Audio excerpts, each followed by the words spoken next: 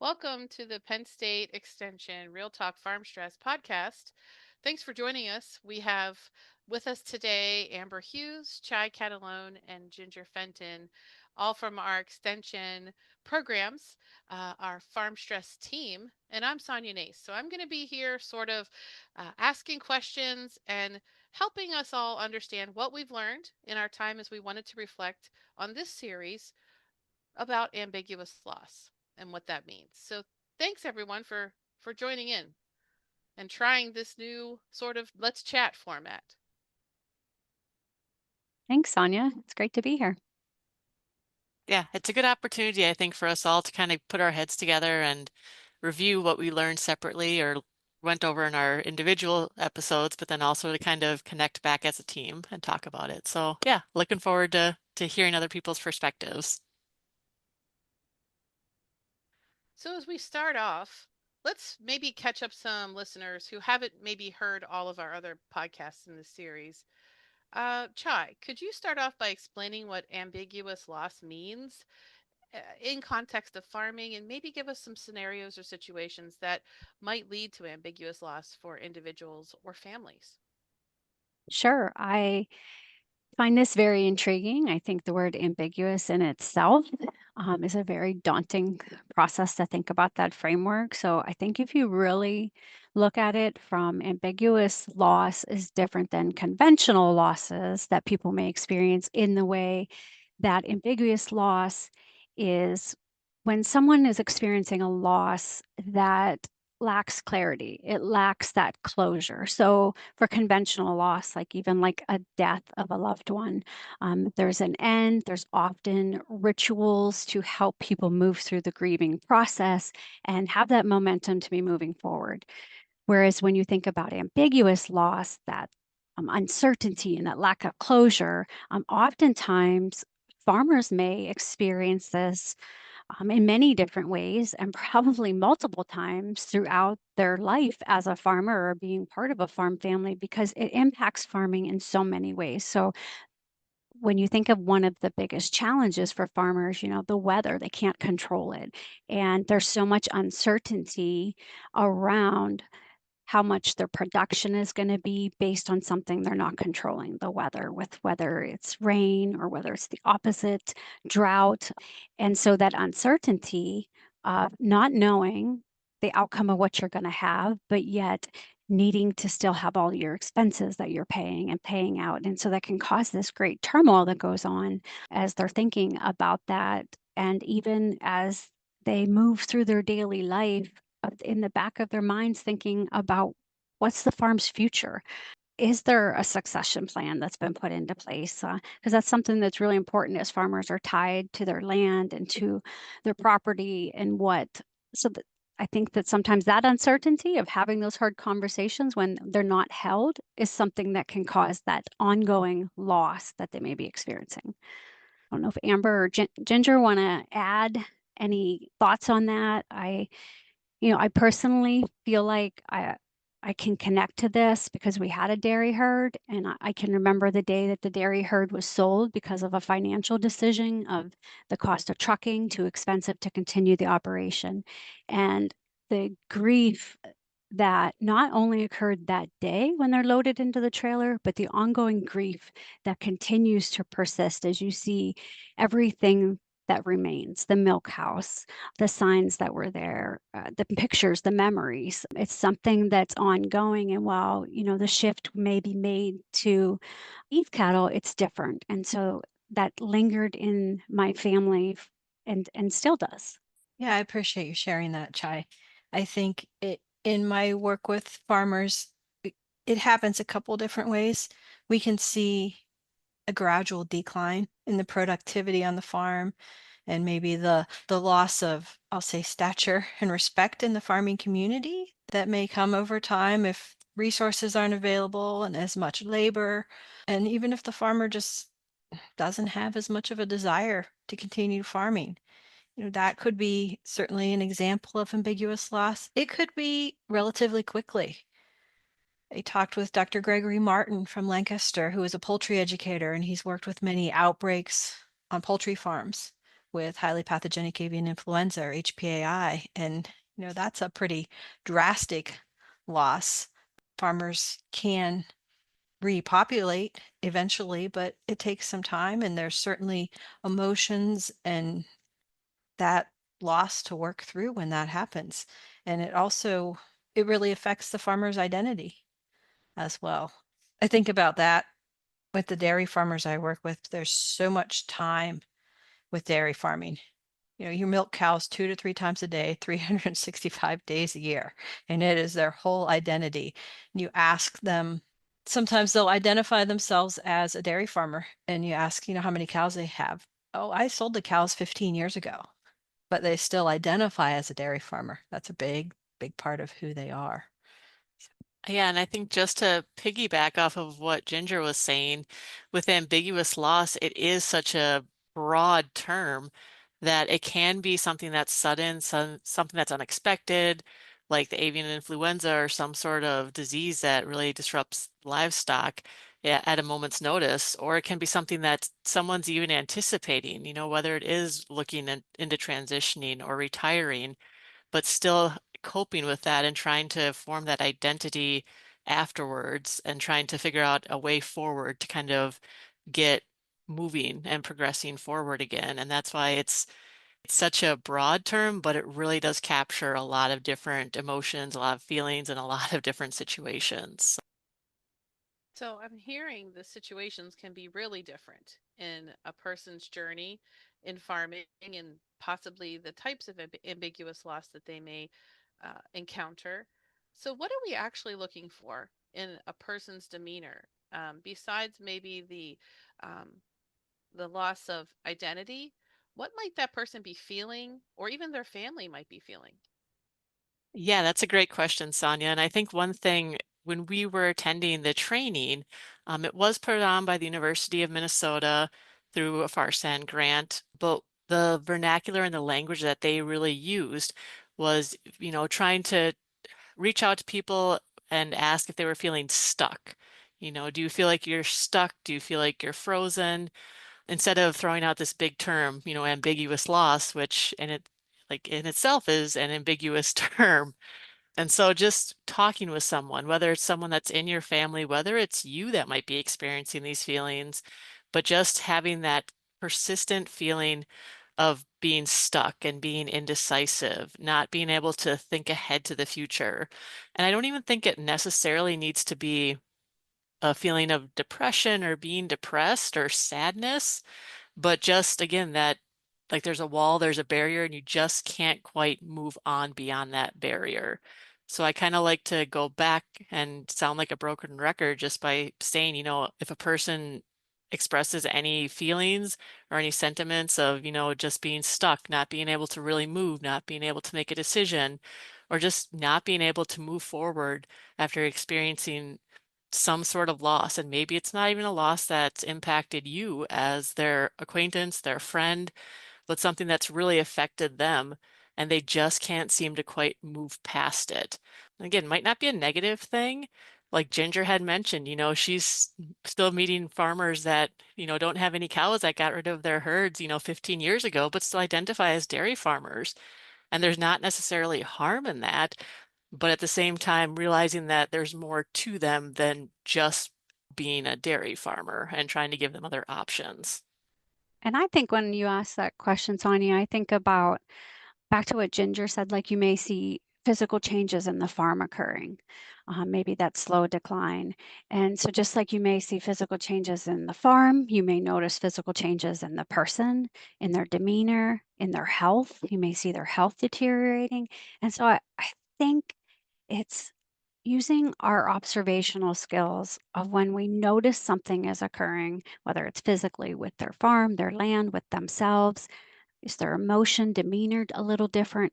Taking the time to check in with them and ask them, are you doing okay? Is everything going all right? Because we may not know that they have been pondering on something that's really weighing them down, but just checking in if you believe they may just be struggling a little bit, having that courage to just ask the question and start a conversation with someone, I think when you see those changes. Man, that I'd like to just tag on to what Chai said too, just seeing the change in behavior. Maybe they're not going to the tractor pulls every year or the local dairy shows or the 4-H sale, livestock sale, whatever it is, just kind of watching out for your friends and neighbors. And I think that's one of the strengths of the ag community, and we do that well, but just to be aware of those subtle differences in behavior and who always used to be at the table that's not there anymore, and where are they? That's a really important point. Who is around the table and where are they? So, as we look at our neighbors, our friends who farm, who have farms, work on a farm, the families of farmers, which can be deeply impacted as well. What are some effective strategies to cope, to build resilience? That way we can sort of take a look at this ambiguous loss thing together and offer support. I think one thing that comes to mind for me is remembering you're still a family unit too, outside of the farm business, that you need to have the family functions, have the social activities, and just maybe it's dinner every Sunday or a fun activity that everybody does together. But don't lose sight of that as well. When the farm business is no longer there, the family unit still is. That's a really good point because I think those lines get blurred very often especially family farms. It's the workers, but yes, it's still the family. And I think the most effective strategy, and as hard as this is sometimes, and it's easier to say than do, is to communicate, to open up, to share what you're feeling with those that are around you that are here to support you. That's where I probably sound like a broken record, as Amber said earlier.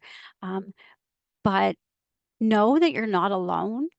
And so, whether it is a spouse or a child, turn to them and share. Maybe it's a faith leader in your community, maybe it's another member of a neighboring farm, but knowing that you don't have to go through this alone and that there are others that want to support you. And at the end, we'll probably make sure we put some important links for hotlines in, but know that you have an AgriStress hotline that's available if you're listening in Pennsylvania that is trained counselors that you can call who are trained to know the challenges that you're experiencing and then help connect you to resources in your local community to help you with what you're experiencing and going through. So I think my biggest message is you're not alone, and use that social support network that's around you. And we'll make sure we give the AgriStress hotline number in our description of this podcast today. And also, it's important if you're not in Pennsylvania to know that you have the 988 Suicide and Crisis Lifeline that is also available 24 hours a day via text, via phone call, that you can reach out and talk to someone. It doesn't just have to be if you're having a moment where you're struggling with going on. It can be you just need someone to talk to. Know that 988 is there for you no matter where you are in the country. I want to chime in, I think, from the perspective of maybe the person who would be asking somebody else how they're doing. Be prepared that when you ask that, they may not be doing that well, and they may just need to talk to you for a while. And so set aside that time to have that conversation, to listen to them, and prepare yourself ahead of time for how you'll respond. As Chai mentioned, and Amber, we will share some resources at the end, but know that there are resources out there. Not all of us are prepared for those conversations, so knowing that we have places to go to help guide us through them is very helpful. And a thought to add on to Ginger, that if you go back and listen to Jake Jacobs, who I interviewed earlier, she spread the message of trusting your instincts. Trust that gut feeling that if you're in your gut, you think something's just not right, to go ahead then and start that conversation with them. Because, we have that intuition, and we can lean on it and use that to help others. So I have a question. So what if I follow my gut and I ask the question and the person doesn't want help? Or they don't even recognize that we've seen something that looks out of the ordinary for them. I think that if they're not ready to talk about it, you at least planted a seed that they now know you care and that you are here for them. And so sometimes it's planting those little seeds so that they know that they can come back to you. And it's building that trust and thinking about those trusted members in the community too. So whether you are the person asking or you're thinking about who you can reach out to, think about your trusted members of your community to help them feel comfortable talking to you at a later time. Should you feel it's an immediate crisis, and I do want to emphasize that because they may say no, but your intuition that I talked about is telling you that you think that there could be a serious crisis. That's where you have that resource of 988, that hotline that is there to help you walk through that, that you as the responder are not alone, that you have someone that's going to help you through that moment too. So don't be afraid to be courageous and take action to help if you think someone's in trouble. And I will say Chai did a really good job of providing the resources for crisis situations. And, I'll echo too, just trusting your gut, really trusting that instinct. But one thing I think that people in the farming community know is persistence.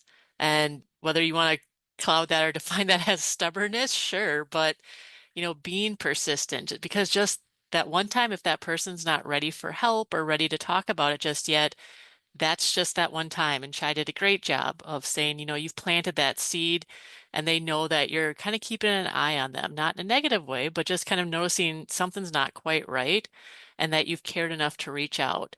So don't be afraid to follow up, in a non-crisis situation, maybe a couple of weeks later, maybe a week later, maybe a couple of days later, if things just look like they're not quite turning around, and just saying like, hey, I'm here if you ever want to talk, and acknowledging that whatever they might be going through, if you do know that they have a situation that is kind of public or that you're aware of, just saying, hey, I may not know exactly what it's like to be in that situation, but I can imagine that'd be a really difficult and challenging time. So just letting you know that I'm here to talk if you ever need someone to talk through that situation. Definitely encouraging people to just be persistent in offering that help and support.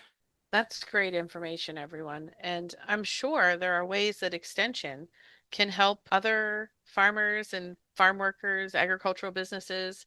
What might they be? What do we have that we can say, hey, here's some other ways to get some support? Well, I don't know that it's as direct in thinking with dealing with ambiguous loss, but Extension is great for being a facilitator, for going in to help with those farm team or family meetings and guiding through those difficult discussions, because we are that unbiased party that can go in and hopefully help people sit down around the table and talk some things through, have an agenda, I'm thinking of some of the dairy teams I've facilitated. We have formal rules, and you go over the rules up front and clarify that one person speaks at a time and that we respect others. And so maybe helping to open that communication pathway is certainly something Extension can do. Along with that, we're also those maybe unbiased set of eyes in a difficult farming situation. If it's we've sold the dairy cattle and we're transitioning to beef, or there's been a natural disaster and we're having problems with crops, we've had some type of disease outbreak with poultry, with livestock, etc. Extension can be there to help with that as well. We can provide resources and hopefully give those producers, direction and things to think about as they either look to rebuild or decide what the next steps are. And then just something else that's connected to Penn State Extension, there is the Ag Law Center, and there's mediation services through that too.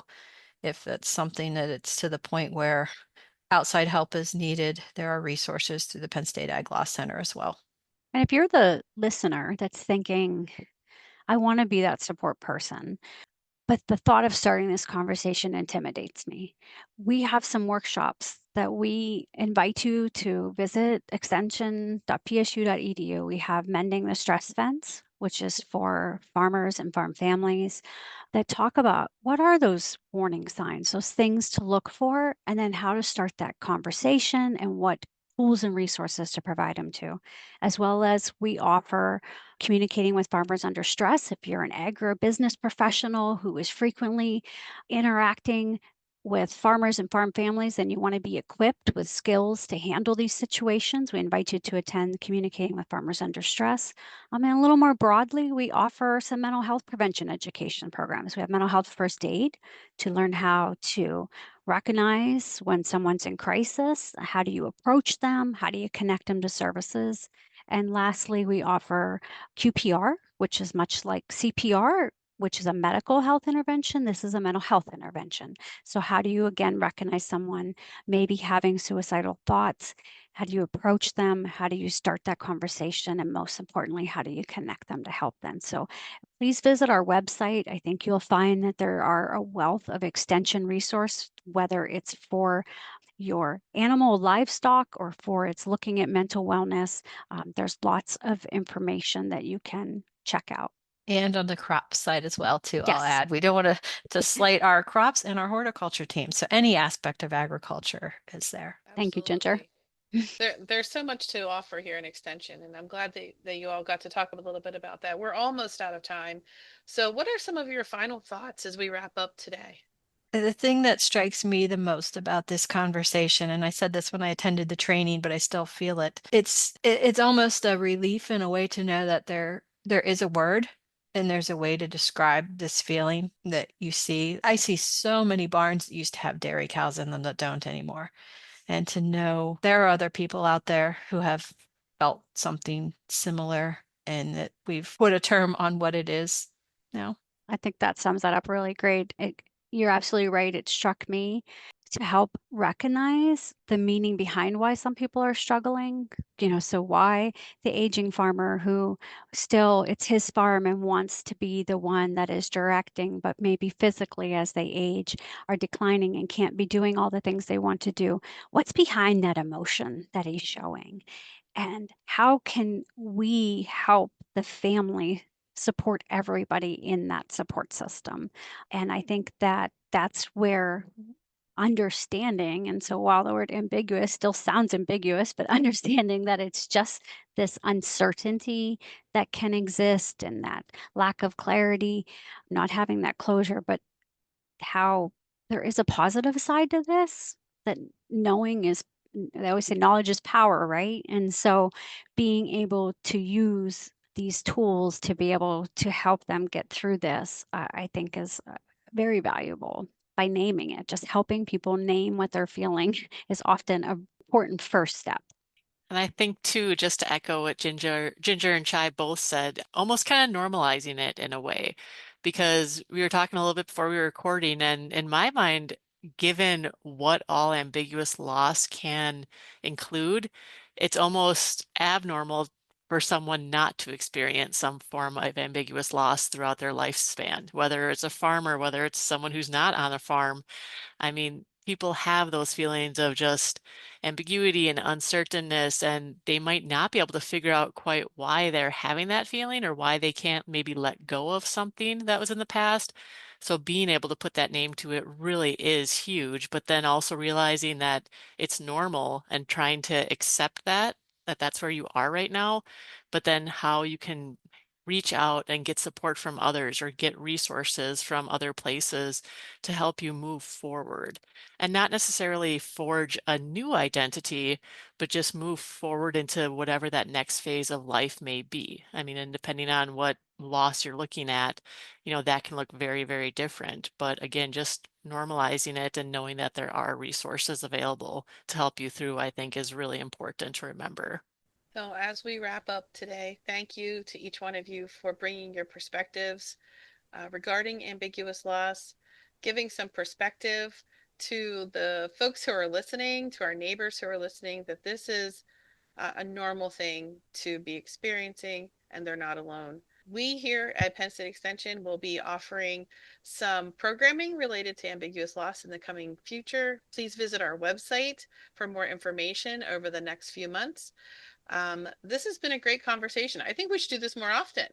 I think so too. This has been nice. And I'd be remiss if I didn't share verbally in case someone's not going to go back and look later. But the AgriStress Hotline number is 833-897-2474. And you can call that 24 hours a day, as well as the 988 Suicide and Crisis Hotline we mentioned earlier.